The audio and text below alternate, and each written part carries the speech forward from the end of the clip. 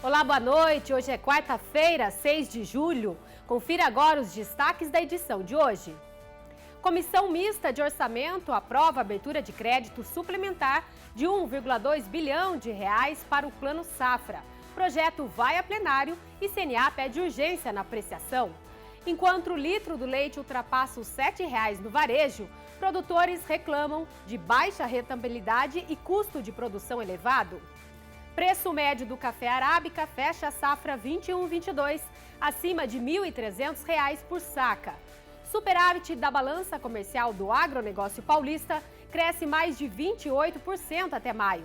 Na meteorologia, tendência de tempo firme em áreas do Mato Piba, centro-oeste e sudeste do Brasil. E chuvas ficam concentradas na costa do Nordeste. E veja também, seminário em Manaus propõe debate sobre inovação e sustentabilidade no cooperativismo. Tem ainda as cotações, análises e muito mais. Fique com a gente porque o Rural Notícias começa agora.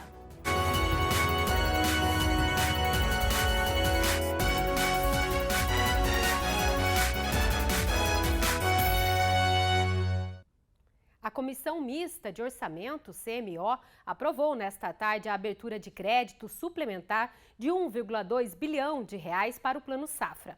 Agora, esse projeto de lei do Congresso Nacional, PLN 18 de 2022, segue para a votação no plenário.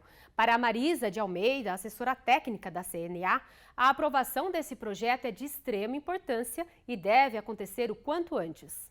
Esse é um momento que o produtor rural ele está indo até as instituições financeiras buscar o seu crédito para não perder a janela de plantio da próxima safra. Então, a gente tem atuado, tem buscado esses recursos, essas suplementações no orçamento 2022 para que o produtor continue plantando e assim a gente mantenha os alimentos chegando até os consumidores. No próprio PLN, eles já mencionam como que vai ser distribuído esse 1 bilhão e 200 milhões. O Pronaf ele vai ser destinado um valor de 532 milhões. Para as operações de custeio será destinado um montante de 443 milhões. Para comercialização será destinado um montante de 8 milhões. E para investimento será destinado um montante de 216 milhões. A CNA avaliou esse PLN, ele é de extrema importância, tem atuado junto com parlamentares e demais entidades para que ocorra a sua aprovação, uma vez que ele impacta diretamente o financiamento. E quem está conectada aqui para conversar com a gente sobre esse projeto de lei é a presidente da Comissão de Agricultura, a deputada Aline Sleutes. Inclusive, ela estava nesse momento, agora há pouco, numa reunião discutindo sobre esse assunto. Deputada, eu queria que você avaliasse aqui para a gente, na sua percepção, qual é a importância dessa urgência vista aí pela CNA e também a sua expectativa sobre votação. Lembrando, já pontuando aqui, que no dia 18 os parlamentares devem entrar em recesso. Você acredita, deputada, que essa votação sai antes disso? Seja bem-vinda, boa noite. Boa noite, quero fazer só aqui uma correção. Fui a presidente da Comissão da Agricultura no ano passado, esse ano sou membro efetivo da FPA, da Comissão, da FRENCOP. Eu estava hoje na comissão, na CMO, pela manhã, votando esse PLN. Sou membro também titular de lá. A nossa expectativa que sexta-feira já estejam todos os PLNs no plenário sendo discutidos e votados devido à emergência, à urgência deste PLN de 1 bilhão e 200 milhões, que é o pontapé inicial para iniciarmos realmente aí o nosso plano safra.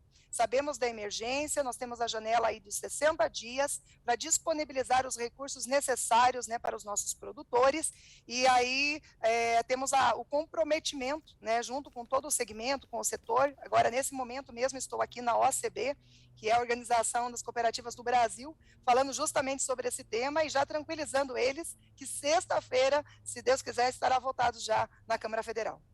Deputada Aline Sleutz, então, prevendo essa votação até antes do esperado por algumas pessoas, né, algumas entidades aí do setor, que é uma boa notícia. E aí, aproveitando, deputada, a sua presença aqui com a gente, ontem, inclusive, a gente trouxe aqui no tema sobre uma audiência pública para tratar a crise da suinocultura, que tem afetado aí fortemente várias regiões produtoras do Brasil. Para esse setor, o que você vê de melhora? Você acredita que o Plano Safra pode ser um caminho, pode ajudar também os suinocultores? Com certeza. Essa audiência pública que aconteceu ontem na Câmara Federal, na Comissão da Agricultura, foi da minha relatoria, né? Eu que solicitei, da minha autoria, e nós fizemos um trabalho muito forte junto ao Ministério da Economia, Ministério da Agricultura, também estavam lá representantes de todo o setor, entidades que são voz aí, né, dos produtores, e nós pudemos chegar ali a algumas definições, 27 pedidos, 27 pautas, mas um estreitamento em relação a algumas sugestões que são mais propositivas e mais fáceis de encaminharmos nesse momento. Uma delas é tentar o Ministério da Economia, junto com o Banco Central, alguma linha de crédito com uma carência um pouco maior para renegociações de dívida. O setor já está, infelizmente, com um acumulado de 3,5 bi de dívidas e nós precisamos encontrar aí soluções para viabilizar que o setor não feche as portas. A segunda iniciativa seria a compra do excedente dessa produção pelo próprio governo, através dos programas, o PAA e tantos outros, para que esse alimento, essa carne suína, se transforme em merenda escolar, em carne para as entidades e até mesmo para o Exército. Outra situação que foi pedido para verificar a situação real e pontual, principalmente dos produtores independentes, que com o fechamento da exportação para a China, porque a China com a febre suína perdeu aí de 45% da sua produção, mas eles se reestabeleceram muito rápido, questão de 3 anos eles estão em pé novamente. E o Brasil tinha investido muito, avançado muito na sua produção e agora nós temos sobra. O mercado interno não consegue consumir e agora nós temos que correr atrás de novos mercados, como é o caso do Canadá, que está agora já abrindo portas para fazer a importação desse produto. Então, temos aí algumas janelas para frente para tentar colaborar e ajudar esse setor que está tão impactado nesse momento e que já vem sofrendo 17 meses consecutivos de perdas, e nós estamos trabalhando aí com as iniciativas. O Plano Safra também vem dar um alento aí, tanto na questão do Pronaf como do Pronamp, e se Deus quiser, logo, logo nós vamos ver já um novo momento, principalmente para a questão aí da carne suína, que vemos aberturas de novos mercados e a condição de diminuir esse estoque que hoje existe no mercado interno. Boa notícia aí também, então, para o setor de suínos. Vamos aguardar e acompanhar tudo aqui no Rural Notícias. Obrigada, deputada, por ajustar a sua agenda aí e contribuir com a gente aqui no Rural Notícias. Obrigada. Sempre à sua disposição. Muito obrigada. Um abraço a todo o povo do agronegócio. Estamos juntos com vocês. E agora vamos ver como é que se comportou o mercado financeiro nesta quarta-feira. Primeiramente, vamos começar com o dólar, a moeda norte-americana em alta de 0,61% em R$ 5,42 mais 2. E o Ibovespa, principal índice da Bolsa de Valores, em alta também. Ontem estava diferente, 0,43%, 98.718 pontos. E também já vamos para as principais commodities, começando com o mercado internacional. Soja em Chicago, 14 dólares e 46 em alta também para o milho, Chicago, 5,99. Já o café em queda, 2,19 e queda também para o trigo em 8 dólares e 4 centes. E agora o mercado físico, soja Praça Paraná, 185,50 em alta. O milho apresenta estabilidade para São Paulo, R$ 86,00. Arroba do boi na B3, 333,50 em queda. Em alta para o café arábica, sul de Minas Gerais, entre R$ 1.325 e R$ 1.335. E o algodão Praça Araçatuba, R$ 199,70 em queda. E a seguir tem a meteorologia, o nosso giro de notícias e ainda, preço do leite pago ao produtor registra alta de 20,6% no ano e o valor deve seguir firme nos próximos meses. Nós voltamos daqui a pouco. Até já!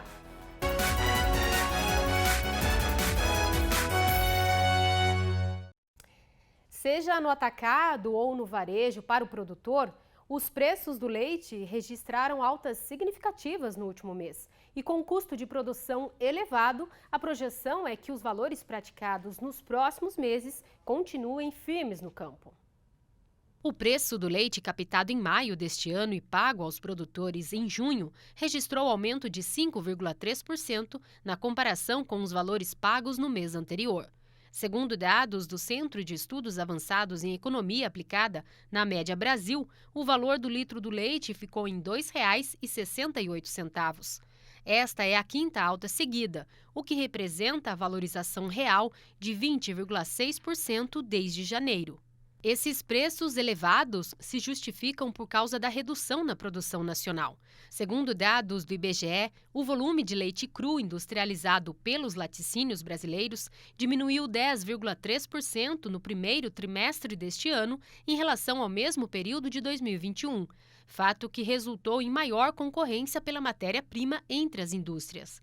Além do período de entre-safra, onde junho figura como o mês de menor produção de leite, o alto custo de produção, acumulado nos últimos anos, ainda pressiona as margens de produtores e de laticínios. De janeiro de 2020 até maio de 2022, o custo subiu cerca de 62%. Essa alta de custo ao produtor de leite acabou desestimulando a oferta, né? E a partir de meados de 2021, as margens do setor elas apertaram muito. E aí, com menos margem, você teve produtor saindo da atividade, teve produtor abatendo animais, teve produtor reduzindo seus investimentos e acabando desacelerando a oferta. Essa escassez de leite no mercado acabou levando laticínios a fechar a unidade de produção, a trabalhar com fábricas com elevada capacidade ociosa. Obviamente que isso chegou aí nos preços ao produtor agora e nas gôndolas ao consumidor. Segundo dados do IPCA 15, que é uma prévia da inflação, desde janeiro o leite longa-vida acumula alta de 28,5%. Na capital paulista, tem litro de leite custando mais de R$ 7,00 nos supermercados. Mas produtores afirmam que esses valores praticados no varejo não refletem a realidade do campo. Já vi conversas de R$10 o litro do leite. Por que o valor está desse jeito? O produtor deve estar ficando rico, né? Com esse valor. Não. O produtor, infelizmente, não está ficando rico. O produtor não chega a ganhar 30% do valor do litro do leite. Hoje, o produtor está ganhando, eu falo nós, né? Eu e meu irmão somos produtores de leite. Hoje a gente ganha R$ 2,44 o valor do litro do leite dentro da nossa propriedade. A empresa carrega R$ 2,44 e os insumos estão lá nas alturas. E a gente recebeu esse mês, gente, R$ 2,30, não recebemos mais. Se está 7, tem gente falando em 8 no mercado, eu não sei quem está ficando com o restante, não somos nós. E até um mês atrás a gente não estava ganhando nem para alimentar as vacas.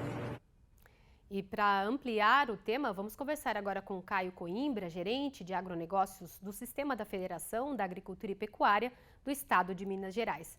Caio, vamos começar então contextualizando essa questão da alta no preço do leite, que já vem de um movimento crescente, e considerando que o aumento no custo com a alimentação dos animais é um dos principais fatores. Inclusive, você vai trazer alguns dados para a gente. Mas também vale ressaltar que em algumas praças, o preço do litro pago ao pecuarista registrou aí a maior média de toda a história, né, dos comparativos. Então, Caio, como que está essa margem de lucro para o produtor rural? Você que está ajustando essa conta, hein, Caio? Seja bem-vindo, boa noite. Boa noite, Flávia. Boa noite, amigos telespectadores do Rural Notícias. Flávia, então, contextualizando essa primeira parte, nós temos aí num período antes da pandemia, os preços dos principais insumos utilizados na pecuária leiteira, eles estavam, o milho, por exemplo, 70% mais barato do que nos dias atuais, e a soja em torno de 90%. Então, esses preços elevados vêm pressionando muito a produção leiteira nesses anos, não só agora, mas nesses anos aí pós-pandemia, né? A redução da captação em 2022 é um reflexo também do que acontece nesses 2 anos. Há uma relação de troca muito desfavorável, ou seja, a quantidade de litros de leite que o produtor tem que produzir para pagar uma saca de soja e milho, 70% de milho e 30% de soja, de 60 quilos, ela é muito complicada. Para você ter ideia, nesse trimestre aqui, recente, em março, nós precisamos, e são dados em nível nacional, de cerca de 57 litros de leite para pagar uma saca de soja e milho, 70% de soja, de milho, 30% de soja, a saca de 60 quilos. Nesse mês de maio, que é o último dado que nós temos de informação já fechado, né, caiu bastante. Essa relação de troca caiu para 42 litros. Por quê? Os preços ao produtor rural, sem dúvidas, aumentaram. Mas a gente alerta, Flávio, porque hoje a gente, em Minas Gerais, nesse mês de julho, a gente chegou aqui a 3 e pouquinho no litro, né, que alguns produtores têm recebido, comparado aos preços de anos anteriores, está bem melhor. No entanto, o preço de insumo ainda está muito caro. As margens continuam muito estreitas, né? E como nossa produtora falou aí antes de eu entrar ao vivo, é cerca de 30% que o produtor tem recebido. O resto está na indústria, está no varejo, né? E por aí vai. Cada um dentro dessa cadeia, né, Caio, vai repassando essa alta e aí, claro, a consequência é esse preço elevado para o consumidor final, que não reflete o preço pago lá para o produtor. Aí, Caio, avançando um pouquinho no tema, projetando já mais a médio prazo, aí para os próximos 3 meses, como que devem se comportar esses preços? A gente está num período de entre-safra, a gente sabe. Então, avançando um pouquinho, como é que deve ficar esses valores, já considerando essas duas pontas da cadeia, né? O produtor, o pecuarista e o consumidor final. Perfeito, Flávia. Antes de entrar especificamente nesse tema, eu gostaria só de incrementar um outro. Com a alta do preço da carne, né, no mercado internacional, muitos produtores de leite abateram vacas para vender a carne. Isso aí diminuiu também a oferta de leite hoje, né? E tanto é que o preço spot, que é a relação preço indústria vende para indústria, passou de R$5, que é um reflexo de como está disputado esse mercado. No médio prazo, a gente prevê, né, analisando o mercado e os anos anteriores, que mais ou menos aí no mês de outubro deve dar uma arrefecida no preço do leite, porque é quando começa as chuvas aqui no Sudeste e com isso há pastos, a pastagem, alimentos mais abundantes e mais baratos, né, para o consumidor final. Então, se você perguntar quando que deve começar a cair, ter um arrefecimento, provavelmente aí quando as chuvas firmarem a partir do mês de outubro. Agora, Caio, para a gente encerrar rapidamente, avançando já mais a longo prazo, pensando em 2023, onde a gente tem o rebanho renovado, mais um ciclo, isso deve se comportar de maneira igual, pensando que os custos de produção não devem baixar muito, né, Caio? Olha, envolvendo o ciclo da pecuária, a gente vai ter mais produção de bezerros, né? Provavelmente a partir do meio do ano que vem. Isso não impacta tanto no mercado de leite, é mais no mercado de corte. Mas a gente espera que, com a safra maior, porque os preços estão muito remunerativos para o milho e para a soja, isso incentiva que o produtor plante mais, produtor rural. E tendo mais alimento aí para o gado, milho e soja, a gente tem a expectativa que esses preços, né, ao consumidor final, eles possam ter uma arrefecida, já que a gente tem aí mais matéria-prima, previsão, a perspectiva de termos mais matéria-prima. Mas é um pouco longe para fazer essa perspectiva, que depende de vários fatores, como o preço de combustíveis abaixar, fertilizantes abaixar, também das chuvas, né, do regime hídrico que a gente vai ter na época. Então, a longo prazo não é tão fácil fazer uma previsão. Mas, dando tudo certo, como a gente abordou aqui, a tendência é que tenha uma arrefecida nos preços ao consumidor final. Tá certo. Caio Coimbra, falando em nome do Sistema FAENG. Obrigada, Caio. Boa noite. Eu que agradeço. Boa noite à Flávia e aos telespectadores. E agora é a hora da meteorologia e quem traz os detalhes da previsão do tempo é Maria Clara Sasaki. Boa noite, Maria Clara. Olá, muito boa noite a todos que nos acompanham. E olha só, a tendência ainda é de tempo firme em boa parte do Brasil. Então, na região do Mato Piba, no centro-oeste e parte também do sudeste, no estado do Paraná, a tendência é de sol entre poucas nuvens, baixos índices de umidade no ar e redução também dos índices de água no solo. Inclusive, isso deve acontecer no estado do Paraná e de Santa Catarina ao longo dos próximos dias, porque não tem previsão de chuva significativa até pelo menos o dia 11 do mês de julho. As instabilidades ficam concentradas aqui no Rio Grande do Sul e as pancadas devem ocorrer principalmente no estado gaúcho. Agora, a partir do dia 10, a expectativa é de ondas de frio, principalmente nas áreas que fazem fronteira com o Uruguai. Temos 2 ondas de frio até pelo menos o início do mês de agosto na região de Bagé. Então tem chance de geadas nas pastagens por volta do dia 10 e no finzinho aqui, na viradinha do mês, devemos ter outra queda das temperaturas, não tão acentuada, mas ainda assim tem expectativa de uma redução aí da temperatura mínima na região de Bagé. Nas outras áreas do Brasil, olha só, nada de chuva até o dia 11, continua chovendo na costa do Nordeste e em alguns momentos essa chuva pode ser de elevados volumes acumulados ao longo dos próximos 5 dias. E isso acaba favorecendo aqui no interior do Brasil o risco de queimadas. Então todo o Centro-Oeste, região do Mato Piba e boa parte aqui do Sudeste do Brasil tem alto risco para queimadas ao longo dos próximos dias, justamente por causa do tempo seco, das temperaturas elevadas e os baixos índices de umidade relativa, aliás, umidade disponível no solo. Então, o solo seco também ajuda a contribuir nos focos de incêndio. Entre os dias 7 e 11 de julho para o Nordeste, como eu falei, a chuva é frequente, bastante significativa. Já entre os dias 12 e 16, a chuva perde força na costa do Nordeste e avança um pouco pela região sul do Brasil. Pode chover de forma isolada entre os estados de Santa Catarina e do Paraná. E tem até alguma instabilidadezinha no sul de Mato Grosso do Sul e também no sul de São Paulo, na região do Vale do Ribeira. Para o período que vai do dia 17 até o dia 21, o mesmo cenário aqui para a região sul, áreas de instabilidade favorecem aí a condição de chuvas bem pontuais. Chove aqui também na costa do Nordeste, mas com baixos acumulados, e grande parte do Brasil ainda segue com o predomínio de uma massa de ar seco. É com vocês aí no estúdio.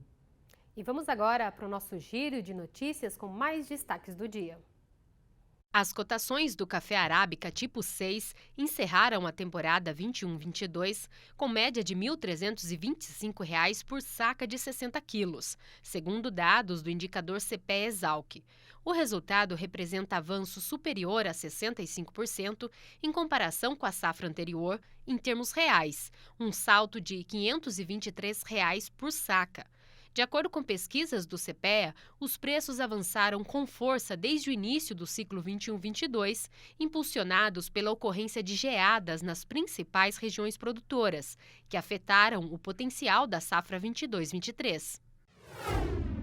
O agronegócio paulista registrou superávit na balança comercial de 7,29 bilhões de dólares de janeiro a maio, o que corresponde a um aumento de 28,6% em comparação com o igual período do ano passado. Os dados foram divulgados hoje pelo Instituto de Economia Agrícola da Secretaria de Agricultura do Estado. A participação das exportações do agronegócio paulista no total do estado é de 36,4%, enquanto a participação das importações setoriais é de 6,6%. Entre os destaques nas vendas do agronegócio paulista nos primeiros 5 meses do ano estão o complexo sucro-alcooleiro, complexo soja e carnes. A Federação da Agricultura e Pecuária de Mato Grosso do Sul informou hoje que as geadas ocorridas entre os meses de maio e junho não afetaram de forma significativa a produção da segunda safra de milho no estado. A estimativa segue sendo de área de 1.992.000 hectares. A entidade aponta que do total plantado, 5,7% já foram colhidos até a última sexta-feira. Referente à qualidade, a FamaSul indica que 80,8% estão em boas condições, 12,8% regulares e 6,4% das lavouras apresentam condições ruins. 10 hectares com plantação de cereal de inverno em uma propriedade na região de Chapecó, Santa Catarina, tem sido alternativa na produção de alimentos para os animais.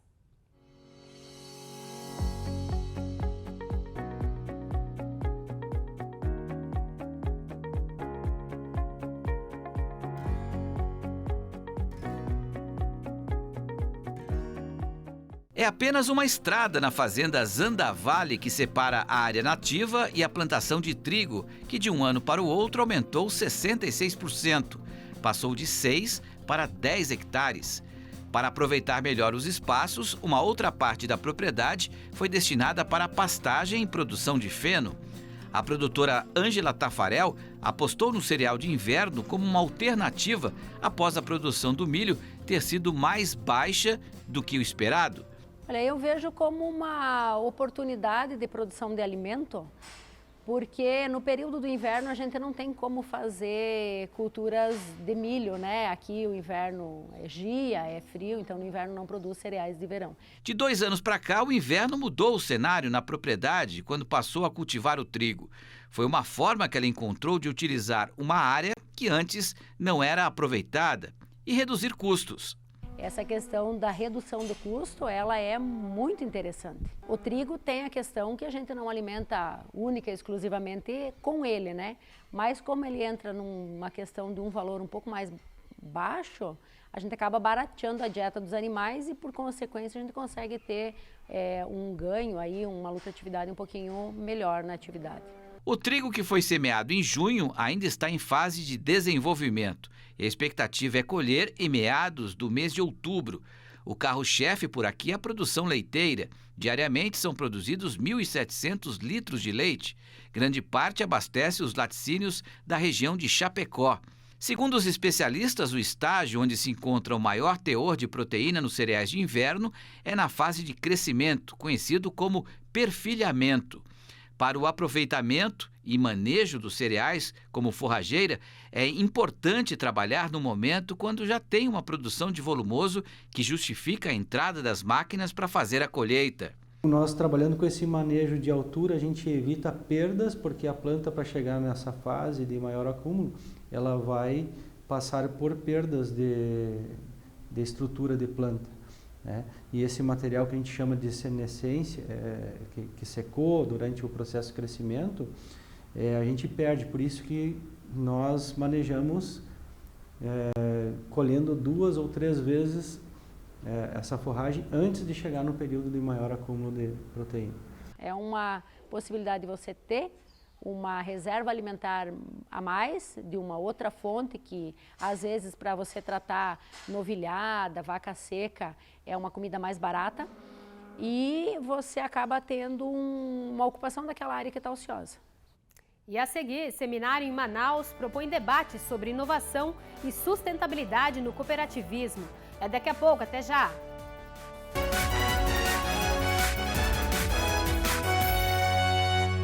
A Amazônia, que tem a maior bacia hidrográfica e a maior floresta tropical do mundo, recebeu na manhã de hoje o 2º seminário de inovação e sustentabilidade no cooperativismo.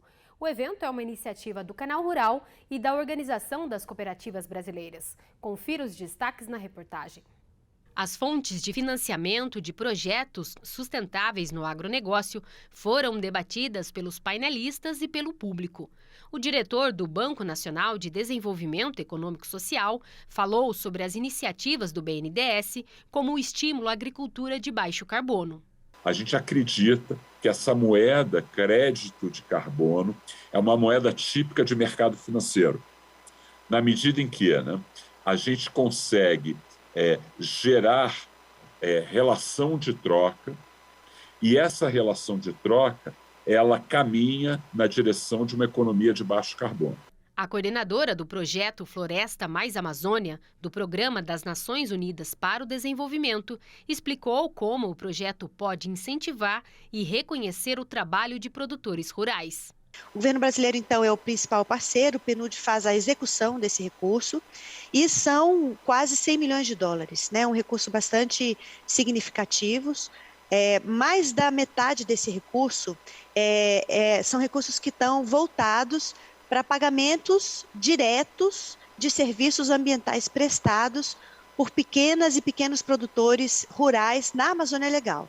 Viabilizar projetos como esses para comunidades ribeirinhas é uma das preocupações dos produtores cooperados. Para isso tem que ter uma cooperativa e a gente trazer essa aclamação deles para cá, para os eventos, para onde estão as pessoas que têm conhecimento e que têm capacidade de nos ajudar a fazer isso, que eu estou aqui hoje. É para representar um povo que tem necessidade de viver na sua floresta com melhor condições, ter a sua casa própria, ter o seu transporte próprio, ter a escola dos seus filhos, ter tudo o que ele precisa lá, sem ser preciso vir para a cidade debater, porque a pessoa que lá do interior para vir para a cidade sem saber ler, sem saber escrever e sem ter dinheiro no bolso é sofrimento. Então, tudo que a cooperativa quer fazer hoje para os nossos produtores é levar recursos, levar condições, levar renda e satisfação para que eles vivam na floresta, mantenham sua floresta em pé e vivam com dignidade. O crédito é fundamental. Depois do conhecimento,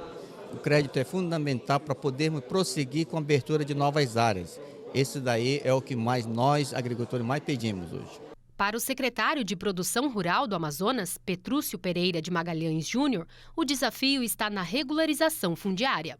Tendo em vista que muitas dessas áreas na Amazônia são de competência da União, são de competência do Estado, outras vezes do próprio município, a gente vai conseguir solucionar essa questão que é uma questão fundamental para que o pequeno produtor possa ter a regularização fundiária solucionada e, a partir daí, ter acesso aos licenciamentos ambientais e o crédito rural. Porque sem crédito rural, ele está fadado naturalmente a permanecer na linha da pobreza e, consequentemente, não tendo acesso à tecnologia, com baixos índices produtivos, sem competitividade, principalmente se falando de Amazônia, onde as distâncias são continentais e o grande desafio, portanto, é fazer com que esse pequeno produtor possa garantir segurança alimentar e nutricional da população que precisa se alimentar, mas tendo acesso à tecnologia.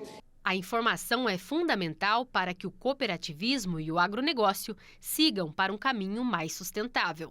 Não é cobrar, dar condições para que esse produtor, para que esse segmento, para essa cooperativa seja de fato sustentável, consiga alcançar, consiga seguir nesse status de sustentabilidade. De novo, porque quem ganha não é só o produtor, é a sociedade de um modo geral que é beneficiada por esse processo, por essa ação. E o terceiro seminário de inovação e sustentabilidade nas cooperativas brasileiras já tem data e local escolhidos. Será em Belo Horizonte no dia 4 de agosto e vamos acompanhar tudo aqui no Canal Rural. E o Canal Rural e a empresa Brasil de Comunicação firmaram uma parceria com o objetivo de dar protagonismo ao produtor rural e ampliar a visibilidade do agronegócio. O acordo foi firmado hoje pela manhã aqui nos estúdios da EBC em São Paulo. Os presidentes das duas empresas participaram da assinatura simbólica. O Agro Nacional, já exibido pela TV Brasil, aborda questões do campo e do agronegócio. Com esse novo acordo, a apresentação fica a cargo da Jaqueline Silva, do Canal Rural, que participa, junto da EBC, de toda a produção. O programa, com 52 minutos de duração, vai ao ar aos domingos, às 9 horas da manhã, e aos sábados, às 8 horas da manhã. A estreia com essa nova parceria acontece no próximo domingo. O programa vai ter muito esse cuidado de mostrar como o produtor rural também está pensando em sustentabilidade, né? Pensando em como produzir, mas também manter esse equilíbrio para a gente ter um mundo aí por muitos e muitos anos, né? Essa grande oportunidade de uma junção das especialidades, né?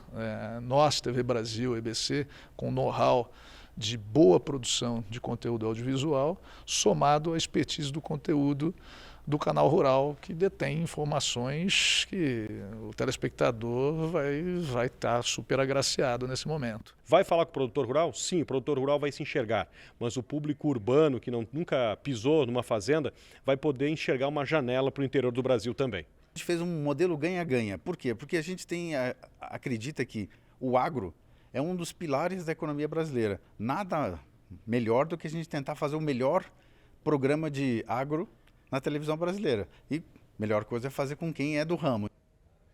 Isso. Por hoje é só. O Rural Notícias fica por aqui. Muito obrigada pela sua audiência, pela sua companhia. Nos vemos amanhã, tá ok? Boa noite. Tchau, tchau.